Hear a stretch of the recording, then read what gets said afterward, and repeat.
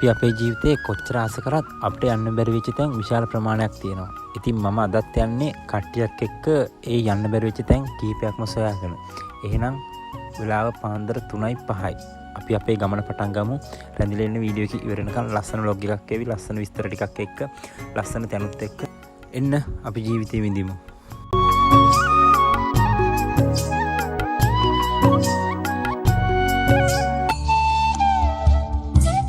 මහා පාන්දර 3ට කන මිනිස්සු.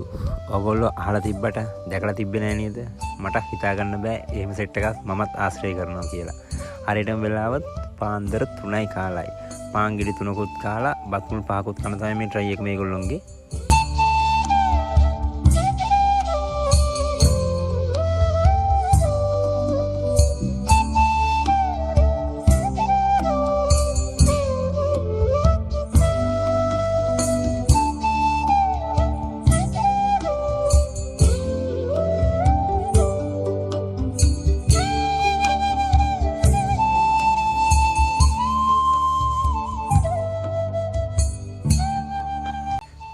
මේ තමයි සුන්දර ගමනාන්තයකට පෙරම් පුරන පොඩිමැණිකේ දුම්රිය.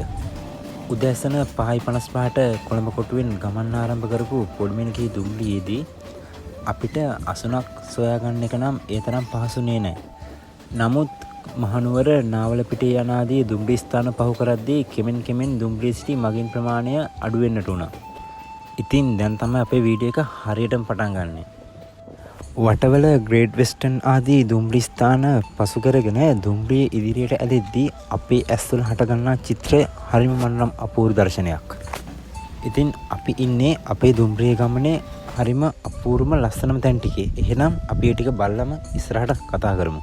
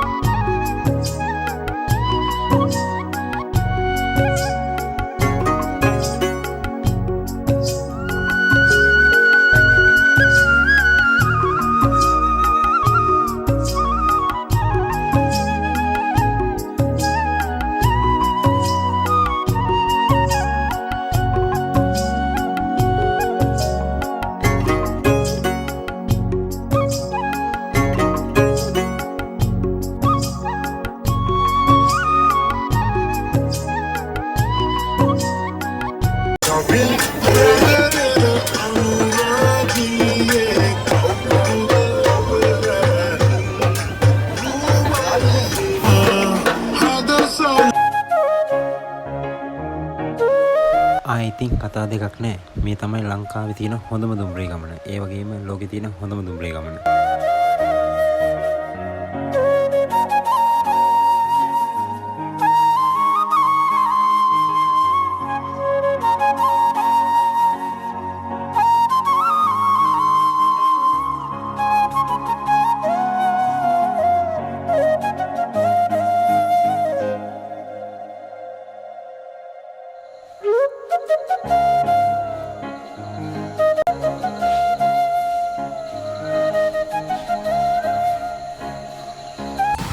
යාළුවනේ අපි ආවා පළවෙනි වතාවට උඩරටට.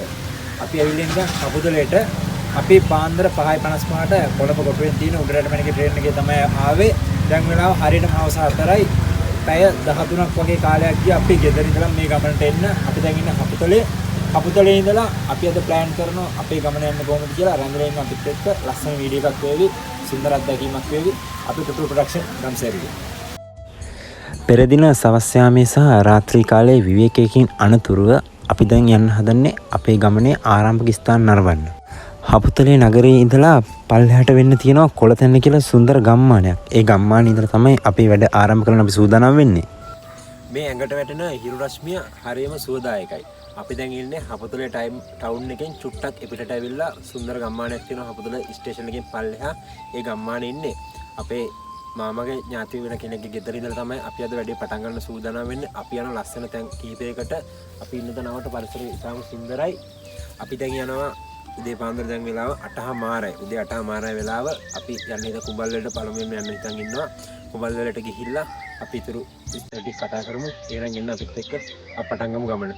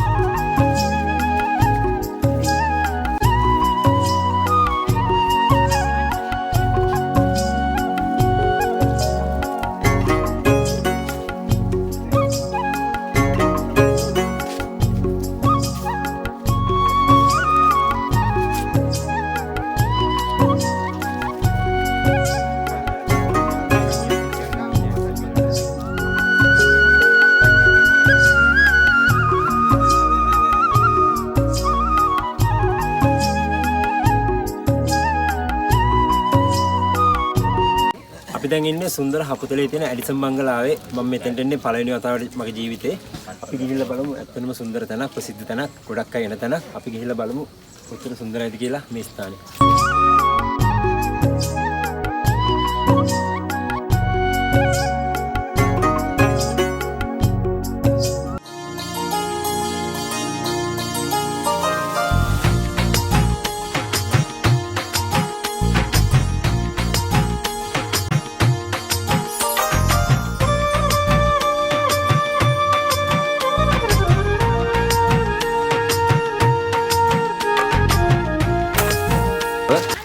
අද සෙනඟ ප්‍රමාණය යම් ප්‍රමාණයකට අඩුවීමක් දක්නට ලැබෙනවා. මොකද අද නිවාඩු දවසක් නෙමෙයි, සතිය දවසක හින්දා. ඒක අපි ඔක්කොම ගහවද?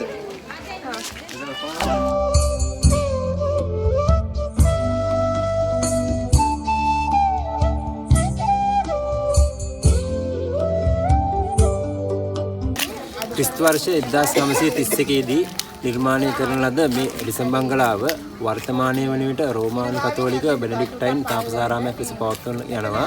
වර්ෂ අවුරුදු 1929 දී ආරම්භ වුණු ඇඩිසන් බංගලාව හදන්න ආරම්භ වෙලා තින්නේ 1930 ක්‍රිස්තු වර්ෂයේ 1929 දී.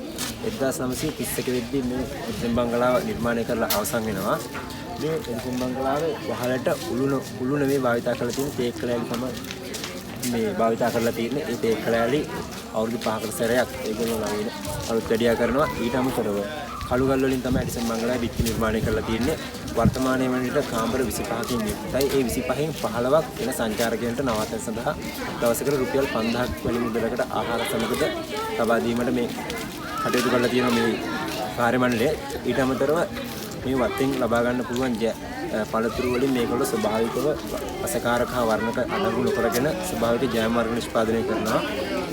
අපිට අතුලට ගියාට පස්සේ බලා ගන්න පුළුවන් මේ භාවිත කරන ගෘහ භාණ්ඩ සහ මෙහි වාසය කළ මේ ඉංග්‍රීසි ජාතිකයන් විසින් භාවිත කරන ලද ගෘහ භාණ්ඩ ඒවා ඡායාරූප සහ වීඩියෝ ගත කිරීමට අවස්ථාවක් අපිට ලබා දෙන්නේ නැහැ. ඉතින් එන්න ඇවිල්ලා ලස්සන බලන්න. ඇත්තටම ඉතාම වටිනා සුන්දර ස්ථානයක් මේ ස්ථානය.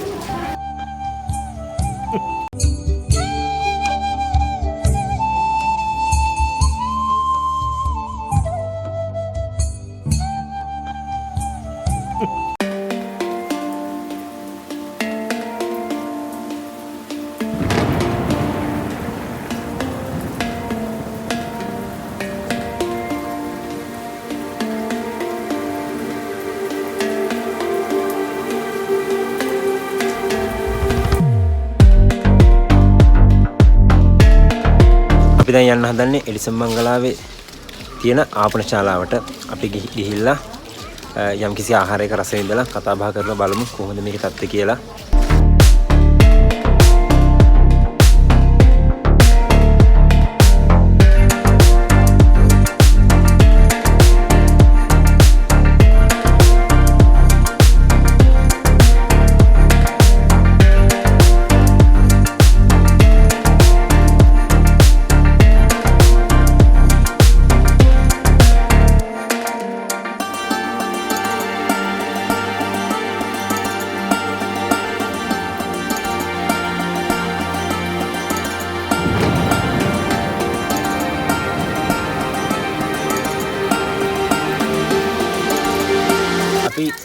හපුතලේ තියෙන සුන්දර ඇඩිසන් බංගලාවේ පැය දෙකකට ආසන්න කාලයක් රැඳී සිටියා. අපි දැන් යන්න හදන්නේ අපේ ගමනේ ඊළඟ නවතන්ට. අපි එතනට ගිහලා කතා කරමු, මේ සුන්දරත්වය විඳිමු. හැඳිලා ඉන්න අපේ වීඩියෝ එකේ අවසානය වෙනතෙක්.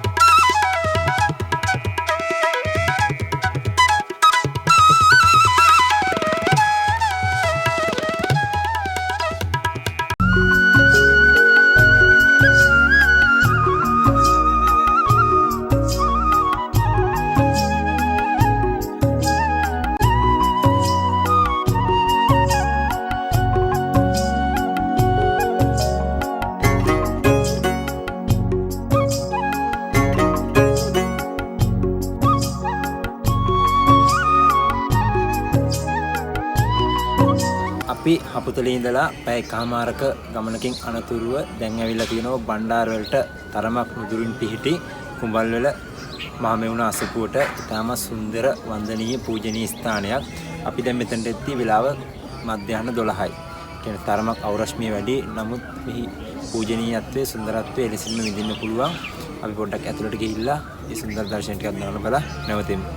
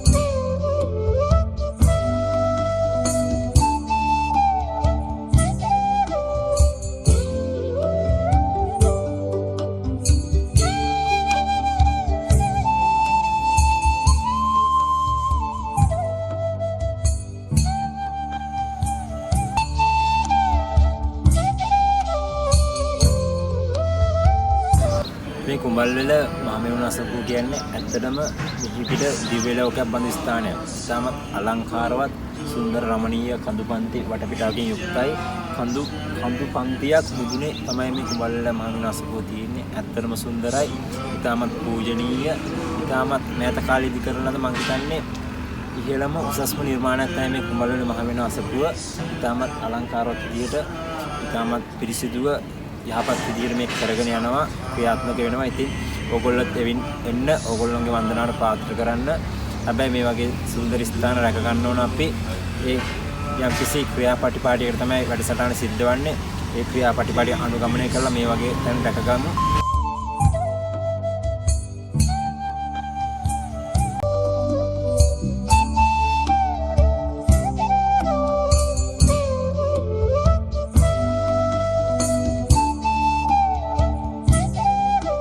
ඔයගොල්ලන්ට මේ දැක් ගන්න පුළුවන් මහමෙවුනා අසපුව ගාව තියෙනවා පොඩි පොත් ප්‍රදර්ශනයක්. ඒ කියන්නේ ආධාර පිණිස මේ මහමෙවුනා වෙනේ කටයුතු සාර්ථකව නඩත්තු කටයුතු සිදු කිරීම සඳහා ආධාර පිණිස කරගෙන යන පොඩි පොත් ප්‍රදර්ශනයක්. මේකටත් ඇවිල්ලා ඕගොල්ලන්ගේ දායකත්වය ලබා දීලා මේ කටයුතු සාර්ථක වෙන්න වැඩ කටයුතු කරන්න පුළුවන්.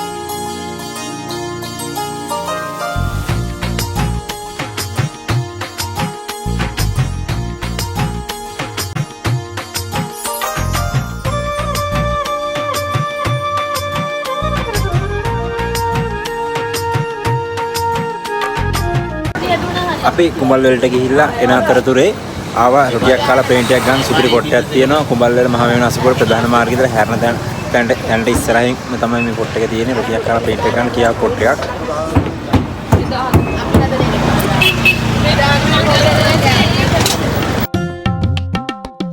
කුඹල්වල මහමෙවුනා අසපුව වන්දනා කිරීමෙන් අනතුරුව පැය එකමාරකට අධික කාලයක් ගෙවා අපි නැවත හපුතලයට පැමිණියා.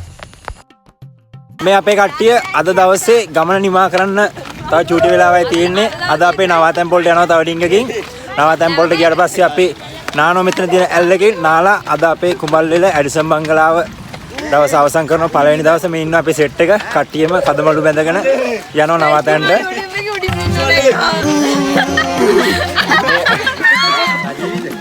සජීවී ලයිව් කො එන්න ඕගොල්ලෝ තික්මනට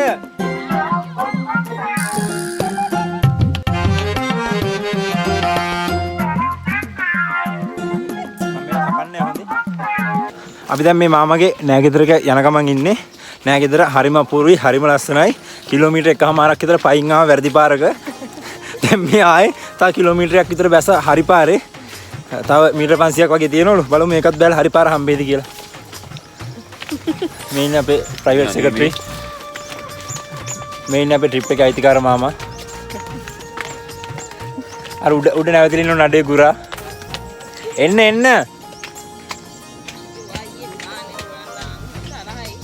ගොවියෙක් දවසේ ආදායම තමයි තක්කාලි කිව්වේ. නිබල දලුගේ කාලේ.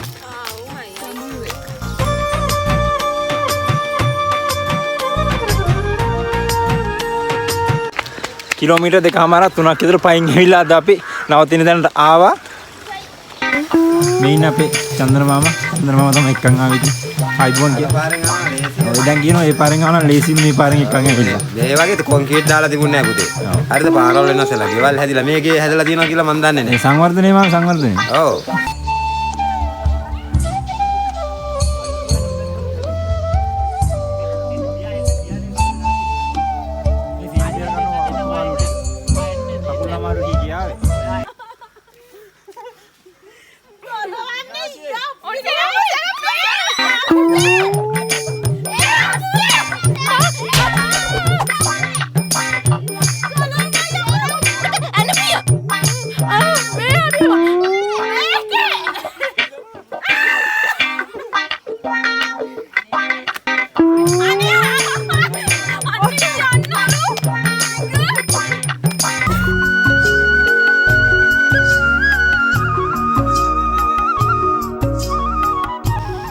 හවස 5:00යි. අද අපි අපේ දවස නිමා කරන්න හදන්නේ.